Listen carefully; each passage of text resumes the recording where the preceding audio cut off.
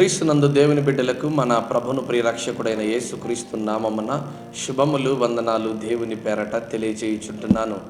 దేవుని బిడ్డలారా, ఈ అనుదిన దేవుని వాగ్దానం ద్వారా మీరు మరింతగా బలపరచబడుతున్నారని ప్రభునందు నేను రూఢిగా నమ్ముచుంటున్నాను.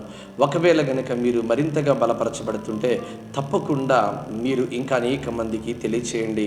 వారు కూడా ఈ వాగ్దానం ద్వారా దేవుడు వారిని కూడా బలపరుస్తాడు, వారితో కూడా మాట్లాడతారు. అదే రీతిగా ప్రతి వాగ్దానం కింద తప్పకుండా ఆమేన్ అని మీ యొక్క మాటను తెలియజేస్తారని ప్రభునందు విశ్వాసం ఉంచుతున్నాను. మీ ప్రార్థనలు తప్పకుండా నాకు తెలియజేయండి. తప్పకుండా మీ కొరకు మేము ప్రార్థన చేయడానికి సిద్ధంగా ఉన్నాం. ఈ దినాన మనమందరము దేవుని వాగ్దానం కొరకు కనిపెడుతున్నాం కదా. మరి ఈ దిన దేవుని వాగ్దానము యెషయా గ్రంథము 54వ అధ్యాయము 14వ చరణం. బాధించు వారు నీకు దూరముగా నుందురు. దేవుని బిడ్డలారా, మనందరి జీవితాల్లో బాధించేవారు చాలామంది ఉంటారు. చిన్నవాటికి పెద్దవాటికి ప్రతి ఒక్కరు కూడా మనల్ని ఎంతగానో బాధ పెడతా ఉంటారు. అయితే కొన్ని సందర్భాల్లో వీరు దూరం అవ్వాలని మనం కోరుకోం, వీరి దగ్గర అవ్వాలని మనం కోరుకుంటుంటాం. చూడండి, ఎప్పుడైతే ఒక వ్యక్తిని మనం దూరంగా ఉంటే బాగుంటుంది అని అనుకుంటామంటే మన జీవితంలో కన్నీళ్లను తెప్పించేవారిని, వారి ద్వారా మనకు కన్నీళ్ళు, దుఃఖము, వేదన కలిగినప్పుడు, వారి ద్వారా మనకు నష్టం కలిగినప్పుడు మనం అనుకుంటాం వారు మనకు దూరంగా ఉంటే మంచిది అని. అయితే వారు ఎంత తొలగిస్తున్నా అపవాది వెళ్ళట్లేదా? అనేక మంది నిన్ను ఇంకా బాధ పెట్టేవారు ఎక్కువ అవుతున్నారని తగ్గించబడట్లేదా? అయితే ప్రభునందు విశ్వాసం నుంచి ప్రార్థన చేయి.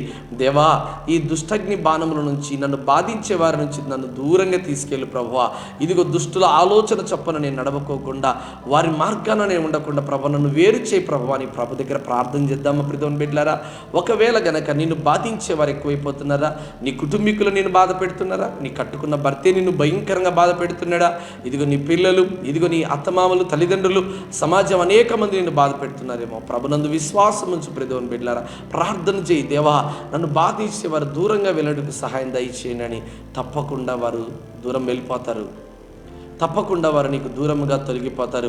యేసుక్రీస్తు ప్రభువారిని శోధించడానికే అపవాది వచ్చింది. యేసుక్రీస్తు ప్రభువారిని ఎంతగానో శోధించింది ప్రియమైన బిడ్డలారా అపవాది. ఈరోజు నేను బాధ పెట్టదా? తప్పకుండా నేను బాధ పెడుతుంది. ఇదిగో శరీర సంబంధంగా నేను బాధ పెట్టే వాళ్ళు ఉన్నారా? ఇదిగో గర్భఫలం లేదు, నీ ద్వారా నువ్వు పుట్టడం ద్వారా నాకు నా జీవితంలో నష్టం అని అనేక మంది అని బాధపడుతున్నారేమో. అయితే ఒకవేళ అట్టివారు నీ జీవితంలో ఉంటే, అట్టివారు నిన్ను ఇంకా బాధ పెడతా ఉంటే తప్పకుండా నా దేవుడు ఈ దినాన వారిని నీకు దూరముగా పారదొలుతారు. అట్టి వాగ్దానము ఈరోజు దేవుడు నీ జీవితంలో తప్పకుండా నెరవేర్చునుగాక. ఆమేన్.